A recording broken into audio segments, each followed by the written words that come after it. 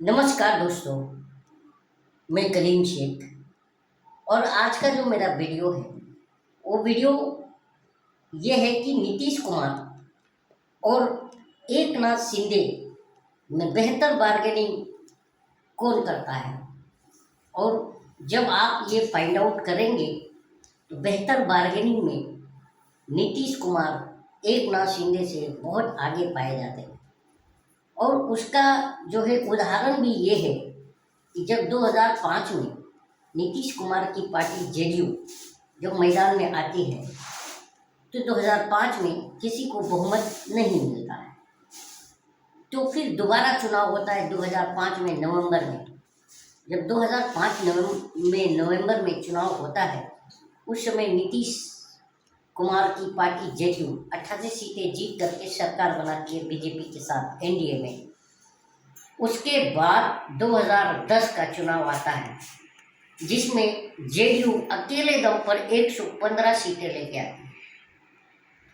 उसके बाद चुनाव फिर आता है, जेडीयू लालू यादव के साथ मिल करके चुनाव लड़ती है। मुख्यमंत्री का चेहरा नीतीश कुमार होते हैं और उस समय 71 सीटें जीत करके नीतीश कुमार आते हैं। उसके बाद चौथी बार जब इलेक्शन होता है, चौथी बार इलेक्शन में 43 सीटें जीत करके जो है तीसरे नंबर की पार्टी बन जाती है जेडीयू। मेरा कहना है कि जेडीयू जब 2005 में 88 सीटें नवंबर में लाती है, 2015 में जो है एक नंबर की पार्टी बन जाती है, 115 सीटें जीत करके आ जाती है। उसके बाद का 2015 के चुनाव में 71 सीटें जीत करके आती है जेडीयू, 2 नंबर बन जाती है और एक नंबर की पार्टी आरजेडी बन जाती है। उसके बाद के जो चुनाव जब एनडीए के साथ मिल करके नीतीश कुमार लड़ते हैं उस समय वो तीसरे नंबर पर आ जाते हैं। तो क्या लगता है आपको या जनता को कि इस बार नीतीश कुमार का जो है जादू चलेगा? क्योंकि नीतीश कुमार ने 2005 से लेकर के और 2015 तक में जो काम किए उसमें अति पिछड़ा अल्पसंख्यक इन सब के लिए इतनी योजनाएं और अच्छी योजनाएं लाए जिससे सीधा जो है महिलाएं और अल्पसंख्यक और पिछड़ा वर्ग भी इनसे जुड़ गया। उसके बाद आपने देखा कि चिराग पासवान ने इनको डैमेज किया। चिराग पासवान जो है अकेले दम पर जहाँ जहाँ पर जेडीयू चुनाव लड़ रही थी वहाँ पर नुकसान पहुँचाया और चिराग पासवान ने इनको तीसरे नंबर पर लाके खड़ा कर दिया। और चिराग पासवान ने कहा भी था कि मैं मोदी का हनुमान हूँ, और मोदी के हनुमान ने सचमुच में नीतीश की लंका में आग लगा दिया और नीतीश की लंका को जला करके तीसरे नंबर पर 43 सीटों के साथ तीसरे नंबर पर ला करके खड़ा कर दिया। अब सवाल ये उठता है कि अब फिर नवंबर में चुनाव है बिहार के अंदर, तो क्या लगता है कि इस बार नीतीश की जो स्थिति है ये तो बीजेपी ने साफ सचुंदर की बना दी है।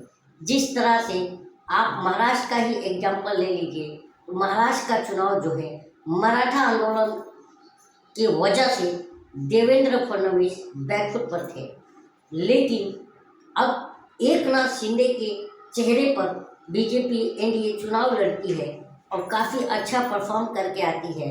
उसके बाद एकनाथ शिंदे को जिस तरह से साइड कर दिया जाता है, तो क्या लगता है कि इस बार जो है नीतीश की बारी है? क्योंकि आपने देखा कि जो भी बीजेपी जिसको चाहा उसको तोड़ लिया। जैसे महाराष्ट्र में अजीत पवार को तोड़ा, तो जब अजीत पवार जब गठबंधन में महायुति में जाके सरकार बनाते हैं, उनको मुख्यमंत्री बनते हैं, तो उनकी वैल्यू काफ़ी अच्छी रहती है। लेकिन सेकेंड टर्म में उनकी वैल्यू इस समय आपके सामने है कि क्या है बीजेपी के अंदर, एनडीए सरकार के अंदर। वही हाल कमोबेश जो है आपके एकनाथ शिंदे साहब का है। एकनाथ शिंदे जी आज के डेट में इनके ऊपर जो है जिस तरह से बीजेपी इनको भाव देती थी, आज इनको भी साइड कर दिया है। तो कहने का सीधा सीधा मेरा विश्लेषण ये है कि क्या लगता है इस बार नीतीश का जादू चलेगा बिहार में या धराशायी हो जाएंगे? क्योंकि आपको लगता है, आपने खबरों में सुना भी होगा कि संजय झा और ललन सिंह को बीजेपी ने अपनी तरफ मोड़ लिया है, ऐसा खबरों में ये लगता है, खबरें आ रही हैं। तो नीतीश कुमार ने पाला बदलने का सोचा भी, लेकिन बहुत से ज़्यादा सांसद विधायक जो है एनडीए और ललन सिंह संजय झा के कंट्रोल में हैं। तो जब भी नीतीश को ये आभास हुआ कि मैं अगर कहीं से पलटता भी हूँ तो मैं जो 43 एमएलएज हैं और 12 सांसद हैं, इसमें से आधे कहीं बीजेपी की तरफ ना चले जाएं। इसलिए कहीं ना कहीं मुझे लगता है कि ये डर के वजह से नीतीश ने पाला नहीं बदला, वरना नीतीश कुमार पाला बदल लिए होते। लेकिन इस बार के इलेक्शन में बिहार में क्या होने जा रहा है?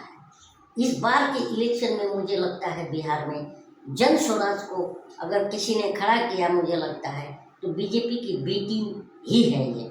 क्योंकि जन स्वराज जिस हिसाब से आपको पता होगा कि बीजेपी को सत्ता में लाने वाला और बीजेपी को धराशायी, जो बीजेपी धराशायी थी उसको उठा करके ऊपर लाने वाला कोई अगर शख्स है तो वो है प्रशांत किशोर। प्रशांत किशोर को मुझे लगता है बीजेपी ने मैनिपुलेटेड किया हुआ है। क्योंकि मैनिपुलेटेड इसलिए भी क्योंकि देखिए, प्रशांत किशोर जो बीपीएससी छात्र आंदोलन हुआ था उसमें भी उन्होंने बहुत लीड करने की कोशिश करी, लेकिन कंबल के वजह से टिप्पणी उनकी जो वायरल हुई थी, उसके बाद पप्पू यादव ने जा कर के उनको जो उनके ऊपर ये निकाल के लाया, जानकारी निकाल के लाई, तो आप सबके सामने है। उन्होंने कहा था कि इसने आंदोलन को बेच दिया और सचमुच कुछ ऐसा ही आया। लेकिन बीपीएससी आंदोलन मैटर नहीं है, मैटर जो है ज़्यादा से ज़्यादा जो जन स्वराज के मुखिया हैं प्रशांत किशोर, उनके टारगेट पर सबसे ज़्यादा अगर कोई है तो महिलाएं हैं और वो नौजवान हैं। और उनको पता है बिहार में सबसे ज़्यादा वोटर महिलाएं और नौजवान हैं, क्योंकि बिहार के सबसे ज़्यादा जो महिलाओं के अनुपात में जो पुरुषों की संख्या है वो ज़्यादातर बाहर रहती है बिहार से, अपने काम धंधे में, मजदूरी में।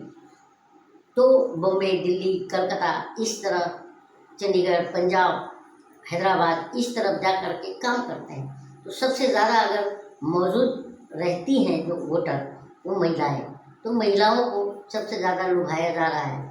उसी के तर्ज पर आरजेडी ने, तेजस्वी यादव ने माई बहन योजना में 2500 रुपया देने की जो बात करी है, तो मुझे लगता है कि कहीं ना कहीं महिलाओं को सिरा साधने का ये एक माध्यम है। और इसकी शुरुआत हुई थी शिवराज सिंह चौहान ने किया था मध्य प्रदेश से, जो कि लाडली बहन योजना था, जिसमें 1200 रुपया देने की बात हुई थी। और उसके बाद से आपने देखा कि चुनाव जीत करके आते हैं शिवराज सिंह चौहान, उसके बाद लाड़की बहन योजना आता है, एकनाथ शिंदे लेकर आते हैं लाड़की बहन योजना, और उसका परिणाम ही बताया जाता है अदर कि जो है महायुति की सरकार प्रचंड बहुमत में आती है।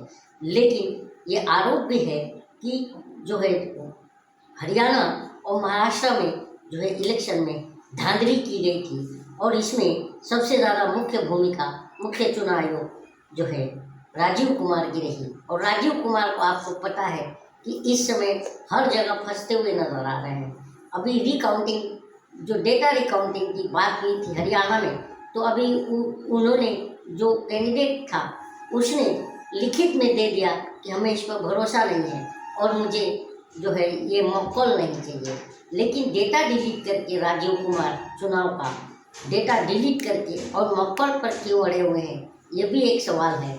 और उसके बाद आपको पता है कि महाराष्ट्र का जो गांव था जिसके अंदर जो है मार्केटवाड़ी, जिसके अंदर जो है तो आरोप लगाया पूरे गांव वालों ने मिलके कि हमने कांग्रेस को वोट दिया था, लेकिन हमें जो है हमारे मतों का जो ये है वो किसी और को ट्रांसफ़र हो गया, ऐसा उन्होंने आरोप लगाया। और उसके बाद से उन्होंने खुद अपना पैसा जमा करके, मातरवाड़ी के गांव के लोगों ने अपना पैसा जमा करके और वो जो है एक बैलेट पेपर प्रक्रिया से चुनाव कराने की कोशिश करी अपने गांव में, मातरवाड़ी में। लेकिन 250 लोगों पर मुकदमा दर्ज हो गया। और उसके बाद जो है आपके सामने है कि चुनाव आयोग किस तरह से खेला कर रहा है। तो ये खेला में अब देखने की बारी है कि जो 8 फरवरी को दिल्ली का रिजल्ट आने वाला है, इसमें चुनाव आयोग कहाँ तक खेला करता है। मिलते हैं अगले वीडियो में, तब तक के लिए जय हिंद जय भारत।